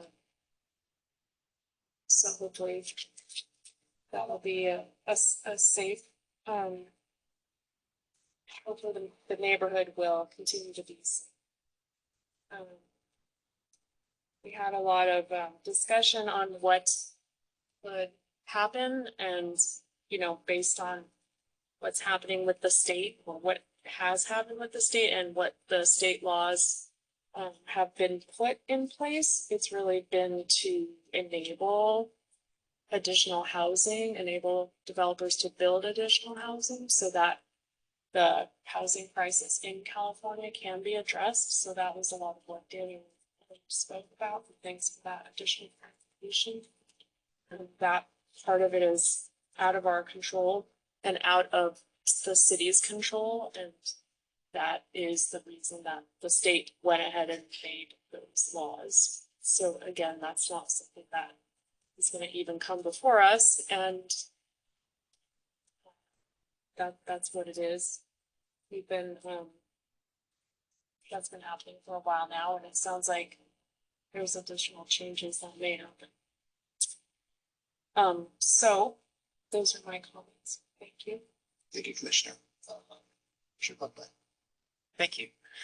First off, if you're concerned about the traffic and people pulling out the driveway or people traveling quickly, I encourage you to talk to Public Works about our neighborhood traffic calming program. If the majority of people on your street think that traffic is unsafe, the city has a program to respond to that and calm traffic, add speed bumps, things like that. So I can't emphasize this enough. We can't and we shouldn't try to override or work around state law. We can't, should not arbitrarily deny someone the ability to build a house because of concerns that they might act in accordance with state law. The only reason there's any discretionary authority here, I think I just confirmed this, is because of the strange lot size. And it plainly fits the circumstances required by our municipal code, the 5 findings, which this is an odd situation, this is how you adapt to the situation, etc. So we have this tiny bit of discretionary authority, and the result of this is that if we didn't have this authority, there would be 3 homes there. There's now going to be 1 home there a year later. The fact that we've had discretion has made this entire process clearly worse. Like, neighbors do not have a veto over everybody who wants to build a house. This is an odd situation. And the fact that we had a thin wedge end of discretion has led us into this. And it has made the entire situation worse. If we wonder why the state keeps on passing laws that limit our authority, this is a perfect example. Obviously, I voted to approve this last time. It clearly fits the reasons, the findings required for a variance. And I do not have a problem with a window that looks out at an angle. You'd have to sort of stand way off to one side, look like this. I'm not terribly worried about that. That's my opinion. You don't have to agree with me on that. And honestly, I'm just going to slightly editorialize here. I'm really shocked by the level of venom I've heard from the neighbors here. It's just a house. I live in this town. I realize that things go up, that things change, but we don't have to, we can't promise you that your neighbors won't use state law to build extra ADUs. It's the law. You can build ADUs in your backyard too, or your front yard. It's the law. Thank you. Thank you, Commissioner Buckman. Commissioner Craig. Yeah, thanks, Chair. Yeah, so obviously we all know this is a really odd lot, so it's an odd situation. Just because it's an odd lot, and it's been an odd lot for a long time, there's no reason that the neighbors should have to pay a price, in terms of, some kind of an eyesore or something that's bad for a really nice neighborhood, really nice area. On the other hand, there's no reason that the owner of the lot should be able to build a nice, decent, livable house. So, you know, I was kind of just trying to wonder what we gained, you know, from the whole process as Commissioner Bookbinder was kind of hallucinating. But, you know, we still got a house that's pretty much the same size. We don't have ADUs or JADUs right now, but what the future might hold is another question. And in terms of the neighbors, you know, they're wondering how many people are going to be living in this structure. You've got the same amount of square footage. The owners were talking about their grandparents and their parents living in there. You still might wind up with the same amount of people living in there, the same amount of potential cars on the streets. So, you know, the council did uphold the appeal, and honestly, the way it worked is, it's a better project now. It is just nicer. I think it fits the area neighborhood better. And I think from the basic comments I'm getting from the neighbors, and the lack of the big group of neighbors protesting, is that and the neighborhood's a little bit happier with this project, and it does fit better. So I do think that this is a pretty nice design. I think that, you know, it obviously would be better for the neighbors in general if there was nothing built on there, I'm sure, but it is better for the city that we have a pretty good nice house there, and it doesn't detract from the neighborhood, and it might even add a nice little element to a real nice area with a lot of different architectures there. I really like that neighborhood. Just in terms of the garage, you know, it's funny how we have these discussions and people take different things.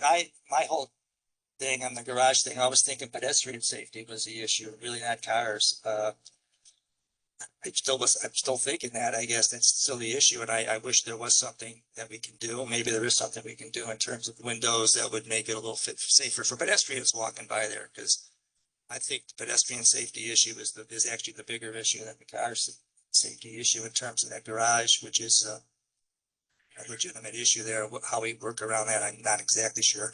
And then in terms of the neighbor, I think the one window that's right next to it, you know, on his side, which would be the south side of this property, if there's something that we can do there, if we can work something out there in terms of a condition that makes that more amenable to that neighbor, I think that would only be fair.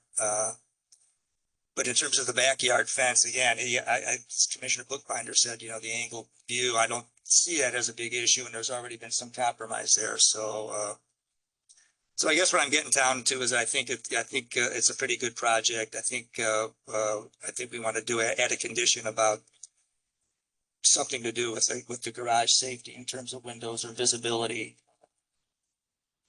And I did like Commissioner, our chairman's idea about the landscaping. I think we could probably do something there, and that would make this a nice lot, a little bit of a nicer lot too. I think we can maybe require something in terms of the landscaping there. But otherwise, you know, I think this works.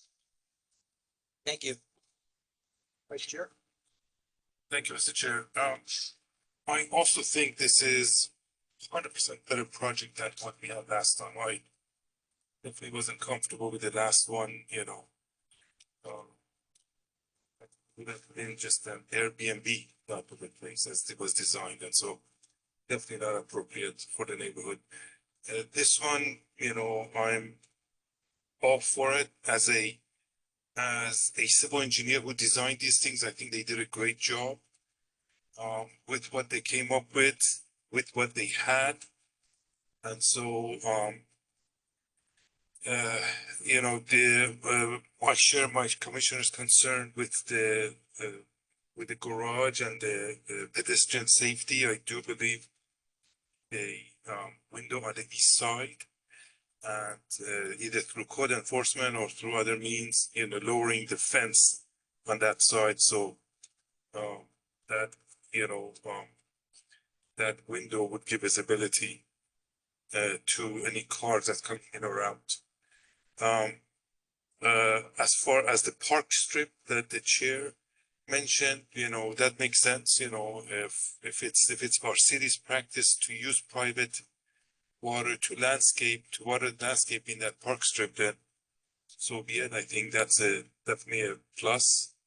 And as far as the window on the back side, Commissioner Fields and I saw this project in the SARC meeting, and the window has been reduced already because of those SARC meetings.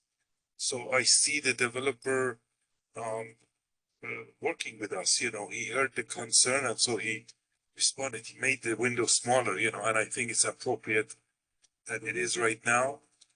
We got to balance the two interests, you know, and as far as the ADU and JADU issues, again, those are state laws. You could do it in your house, you know, I could do it in my house. It doesn't have to be, we cannot put a condition in there saying, you gotta promise you won't build one. You know, we can't do that. That's their state given right. They don't even have to come to planning commission for permits, you know.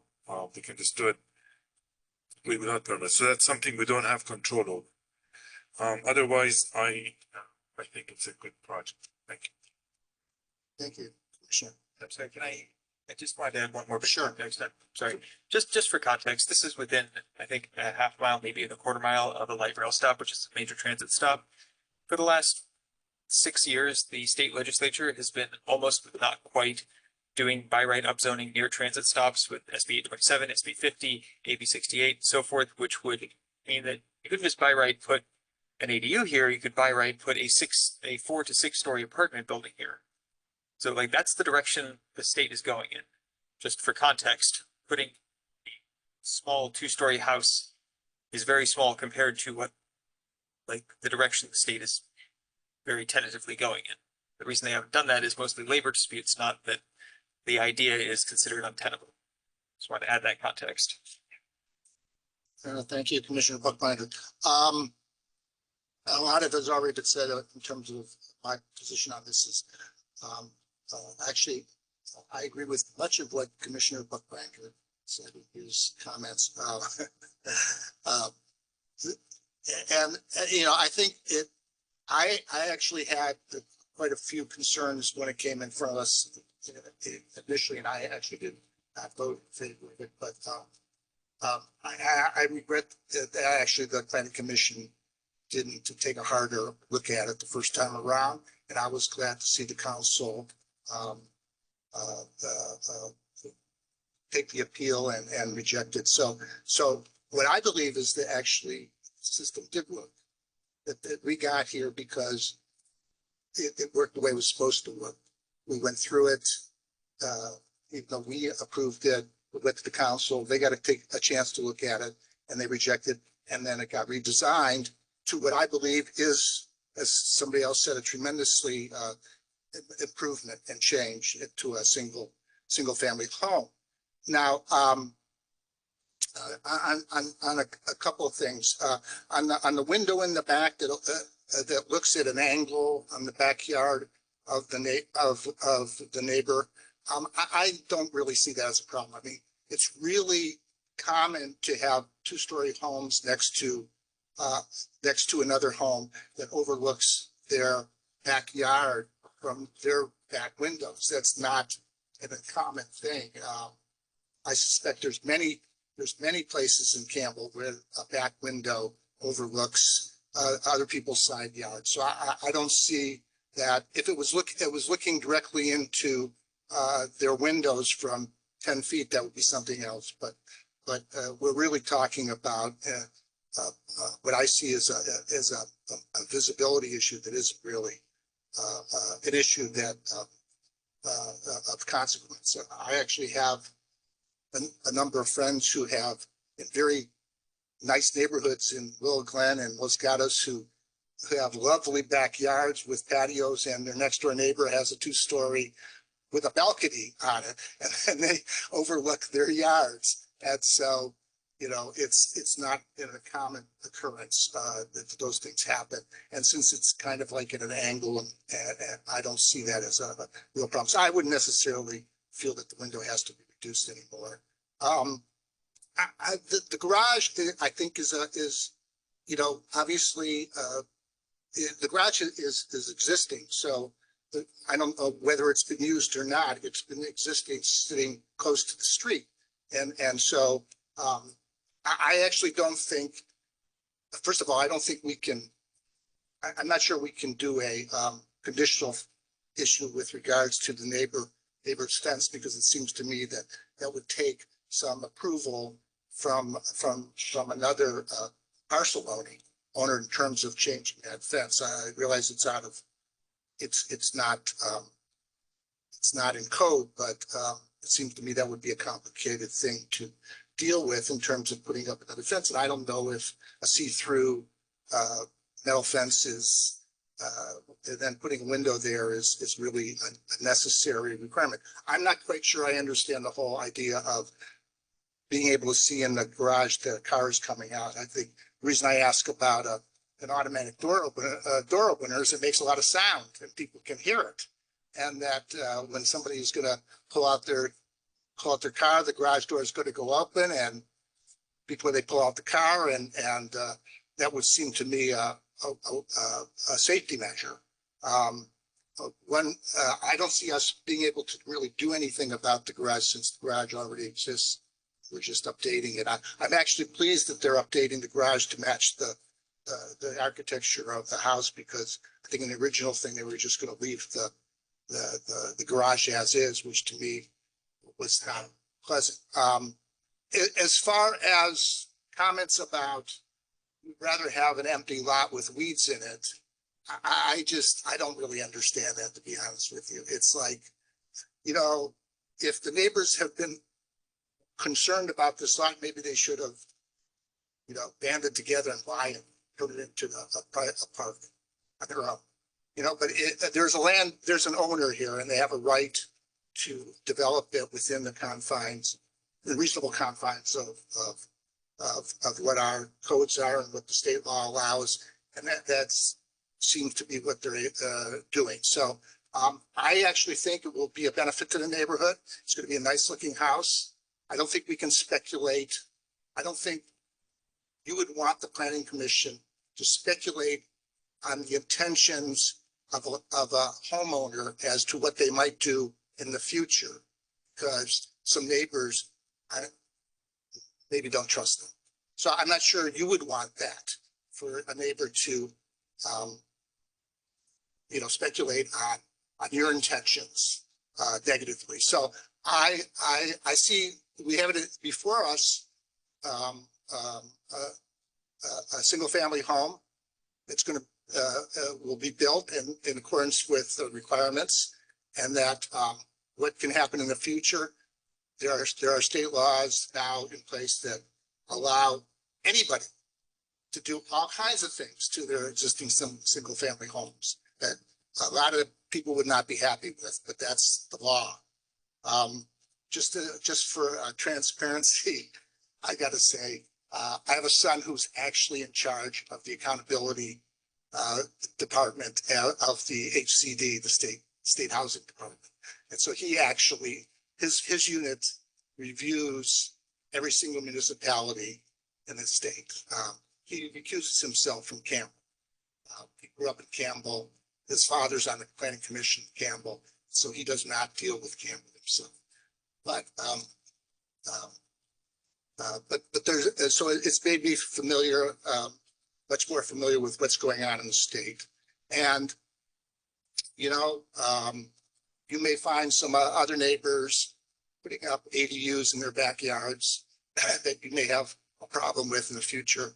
But the intention is to provide more housing and affordable housing in the state. So I don't have any specific other than asking for a condition of the resolution to include the Parkside landscaping, since there is already a landscaping plan for the houses, for the house front yard, side yards. I'd ask for a conditional approval to include the Parkside to be landscaped as well, to match to the neighborhood appropriately. And so other than that, I'm in favor of moving ahead with this. So do we have we have a motion. Let me just pull up the specific language I'd like to make a motion to. And sorry, could we just reiterate what is this thing for special casing on top of it? So I don't know if anybody does anybody want to add any other conditions other than Parkside landscape? Whether there be a condition with regards to the garage, which I'm not quite sure what we can do in that respect, other than ask for a window on the east side, but I don't know about, I personally don't know what we can do about the fence thing in terms of our proposal. Well, the fence we can manage through code enforcement. It's pretty clear through Google Street View. It got rebuilt the last 5 years, so probably be a liability and whole problem. So I guess I would ask if there's before we go ahead, if there's a consensus, assuming maybe the fence gets changed, that such that the window on the east side would make sense, whether or not to be consensus by the commission for us to consider to include that condition as well. Is there a consensus? On the neighbor's side, the side that you were interested in the fence there. But they can keep a tall fence, they just can't have the tall fence go into the So a problem with keeping the tall fence, if you put a window there, you can't see the tall fence. Actually, they cannot keep the tall fence. It is a violation of the code. Correct. So So they'd have to make a smaller fence, at least portion, how far back? 15 feet back. So that would expose the window. What would the window do? In theory, it would allow Visibility. for pedestrians to see the visibility to. That was the essence of whether or not a window provides for help with regards to pedestrian traffic. I mean, I don't think people are looking into garage windows when they're trying to figure out if there's a car there. They're gonna look in the, like, where the car is coming out of it. I don't disagree with you, just wondering if there's commissioners, if there's a consensus with the I commissioners. honestly think the sound of the garage door opening is enough of a, hey, there's something happening here. If the neighbors really wanted to work with them, they could say like, hey, there's people who are visually impaired here. You should have a more audible alarm that goes beep, beep, beep when the garage door is open or something like that. Could we include in the conditional approval an automatic garage door? Yes. That's what we should.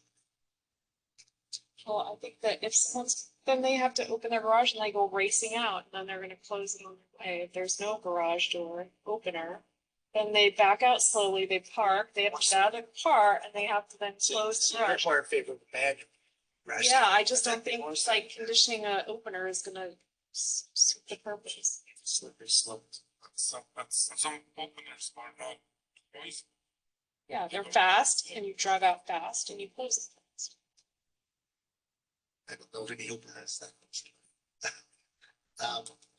Anybody else got any thoughts on whether or not we should add any condition with regards to this portion, this issue at the garage? I think this is something that the neighbors should work out with the owner. Because I'm not sure exactly what's best in this situation. I think putting something in the requirements is going to maybe not be the best thing for this situation. Yeah. And I do Unintended encourage, consequences, so yeah, maybe. I do encourage the neighbors to look to the neighborhood traffic calming program because like we actually do have a way of trying to slow down traffic in an area if that's necessary. All right. Okay. So do I have a motion that includes the, I guess the one thing, Commissioners, this is what I would, so the neighbor on the south side, yes, privacy window issue. Really address. well, I didn't hear a consensus of That was on east side. shrinking the back window even more than it's already. Yeah, but not the back window, the other window that's right Oh. next to us. That's a stairway window. Oh, stairway. Oh, that's a stairway. Okay. So that's not Oh, that's really what an issue. Daniel did say. Okay. All right. Okay. Sure, Buckby, do you want to try to motion that? Sure. Modulo what was the specific change that we wanted to make? Parkside landscaping. You could just make a reference to requiring the park strip to be. Park strip. With the addition that we'll be requiring the park strip to be landscaped and irrigated, I'd make a motion to adopt a Can resolution. we not include irrigation because it's like, it Might not need. it might not actually That it be be plants. landscaped. Be landscaped. That the park strip be landscaped. We will not require irrigation. That's, I suppose. Well, if they put in plants, then they're required to irrigate, are they not? Well, no, but the condition would not require them to irrigate. If they put in plants, they could say, well, we'll hand water them, which of course they won't.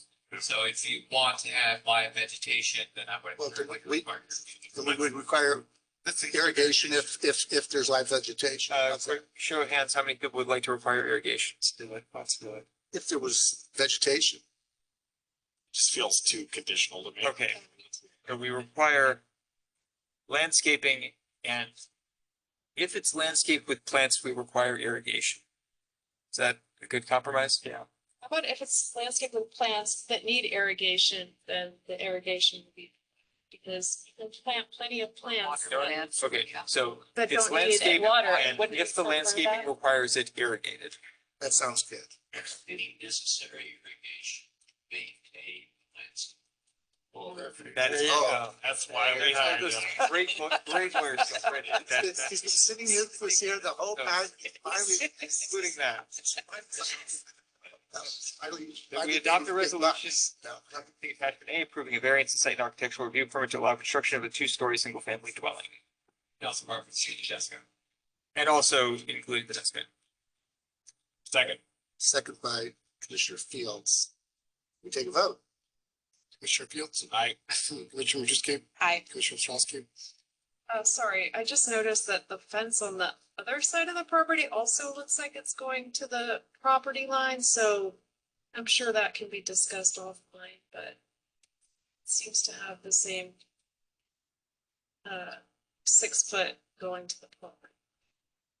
On the fence that's delineating the yard. No, the one that's on the short side, the front yard side.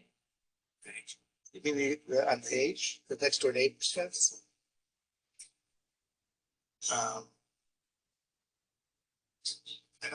Is there a fence there? Well, it's on the plan. What's up? That's on the picture. It looks like the fence terminates at a gate. On the interior side.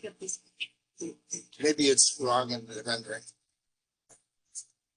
I see what you're saying, but I don't think there is a fence there. It would be on your property.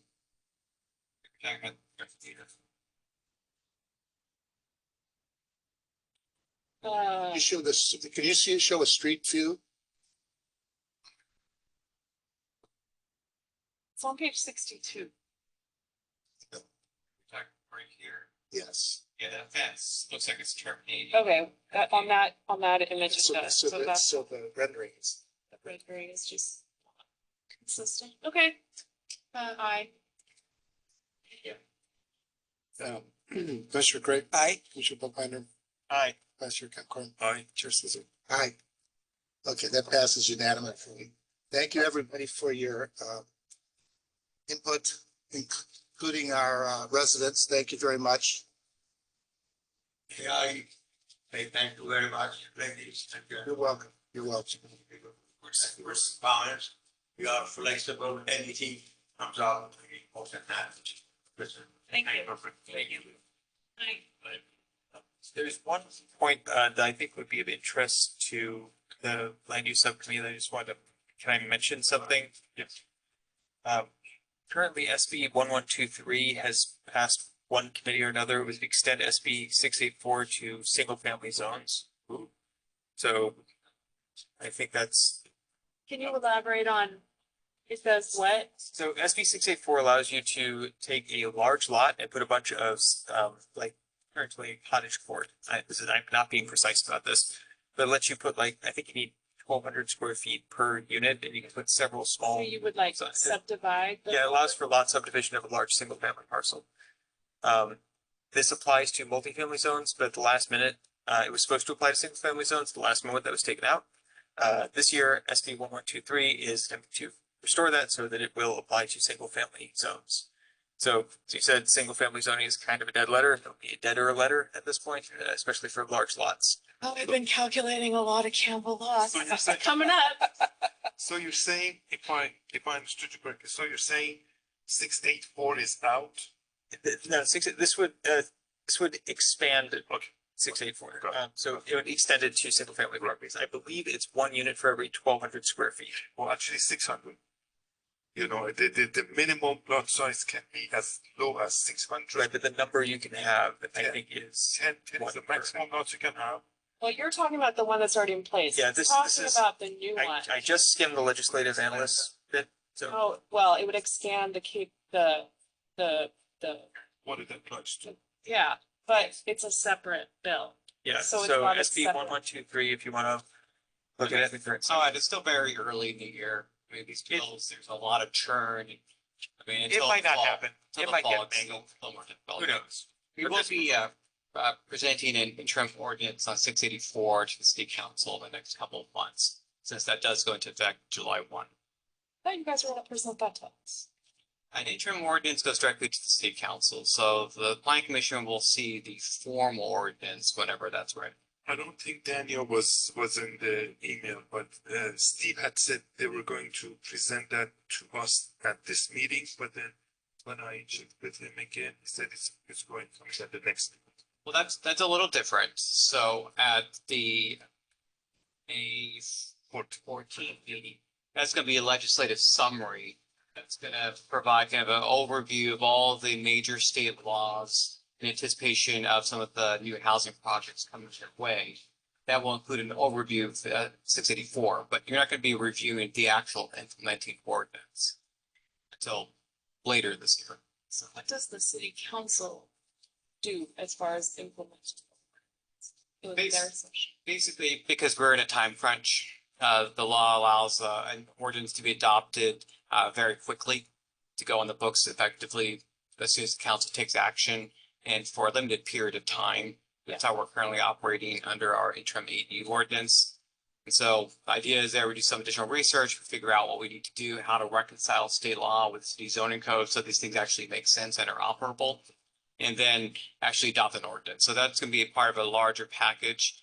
So we are doing a major update to the MFDDS. So we've learned a lot over the last, I guess, pushing a year. The multifamily development design standards, the city's new residential standards. I think that's Yeah, go ahead. But we're working to get a big update done there, trying to lessons learned to make work better.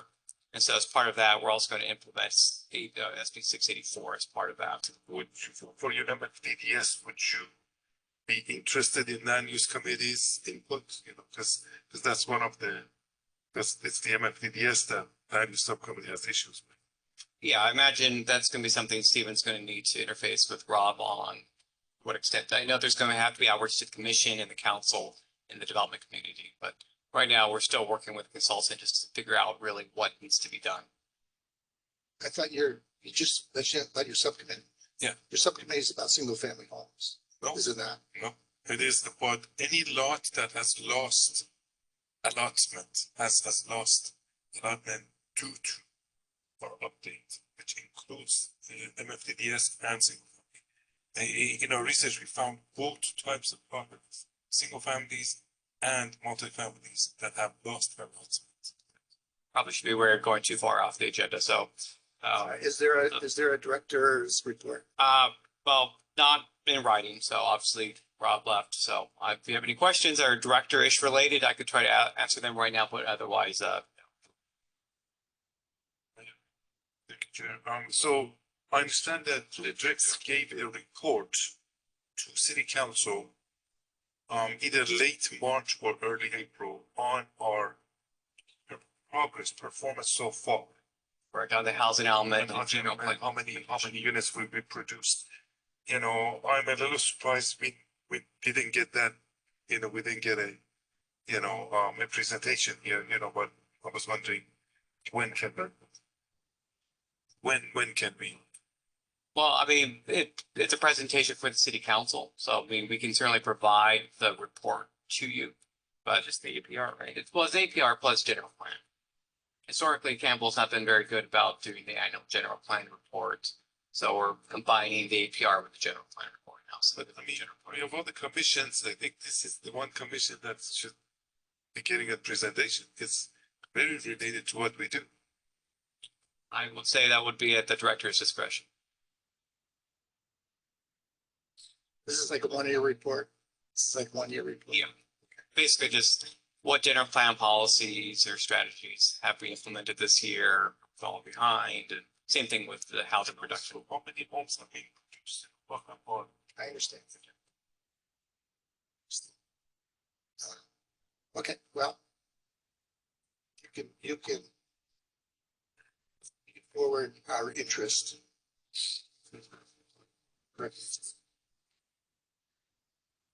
Okay, anything else?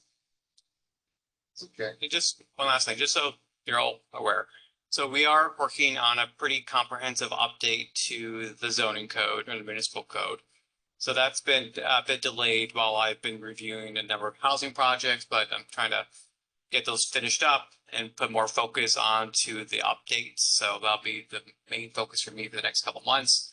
So hopefully we make some progress and we can get that ready for your review some point this summer. So that's going to be a not a full comprehensive update, but closer than not. It's going to be a lot of, I think we're basically trying to frame it in 4 buckets. So process improvements, corrections, state law compliance, and general plan implementation. Basically, if it fits in those 4 buckets, we're trying to get as much done as we can in one go.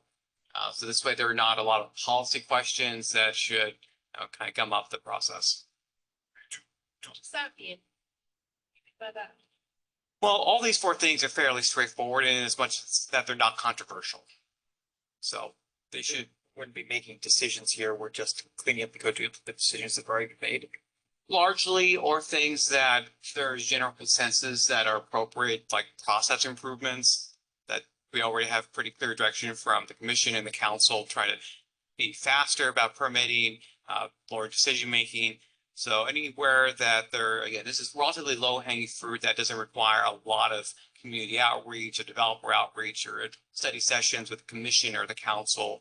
So these are things that are generally agreeable or otherwise required by state law or the general plan. Would removing gaps in our densities fit in one of those categories? No, because that would be a policy call, because that's an entirely discretionary change that has deep ramifications to the general plan, its EIR, and the house now. That would be an example of something that's actually the complete opposite.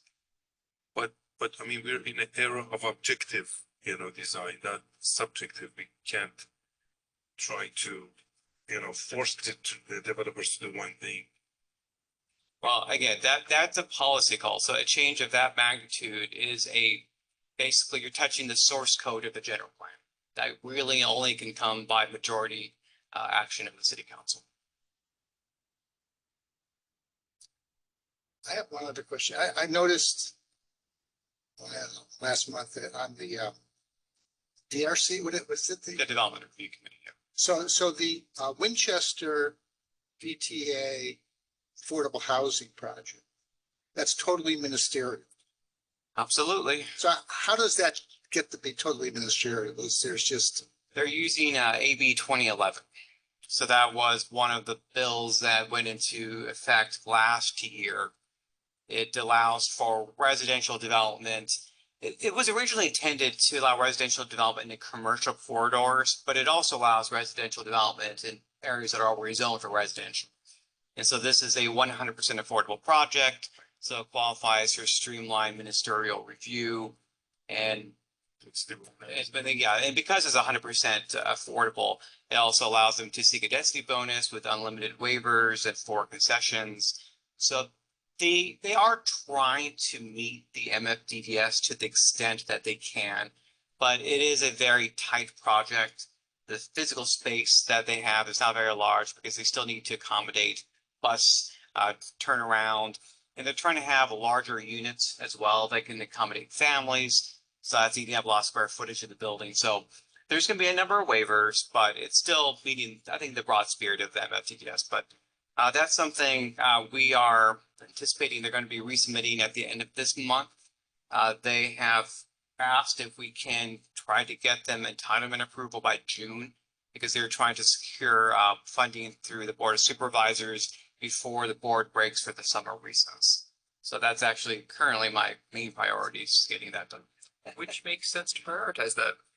So I'm just wondering. It's all new, so everything's having to be created from the ground up. Very excited cool. to see that. Yeah, I mean, I actually don't have a problem with the ministerial. I just be nice as a courtesy for us to get look at the plan. I mean, I've seen the rendering, you know, and I haven't really looked at whatever plans there are for it. It'd be nice for us to be able to at least get a link or something. Or The DRC agenda does have links, so if you just, this is download Right, plans, right. click here, that's why Yeah, we do it, so. Yeah, so. I guess it'll probably come with the director's report, by the way, this went Great. So it's, the only other question I have that I've been wanting to ask for a while, I may have asked years ago, but in terms of status of existing in the pipeline items that like we approved in the last 2 or 3 years and like of substantial nature. I'm not talking about somebody heading out to their house. I'm talking about the apartment complex on Winchester, the whatever the more major projects that have come through. And is there a document or a place on the website where you list where the projects are ongoing and where their status is? We do have and we can send this to the commission, I'm just writing myself a note. We do have a GIS map that shows development activity within the city. It shows basically everything, all the different planning applications by type, geographically plotted on a map, and then you can click them and it gives you some information about the project and it'll link out to the materials. But unfortunately, Does it tell you status, like where it's at? And, you know, if it's put up in the ground, how far along it is, when it's going to be finished and stuff like that? It does. It should say under review or approved. I mean, right now, in terms of major housing projects that have already been approved, there's really only the Cressley project. And they are actually going to be breaking ground very, very soon, either at the end of this month or early next month. Their entitlement expires. Yeah, they're expiring out early June. So they have a new general contractor that's been interfacing with Public Works and Building to get everything prepped. So we're going to start seeing activity out there in just a matter of a few weeks. very good. So exciting. And then the Robeson project is going to happen concurrently right next door. So there's going to be a lot of construction activity. Yeah, wow. All right. All right. Anything else? Anybody? I adjourn. Happy birthday, Robin. You know. And how much?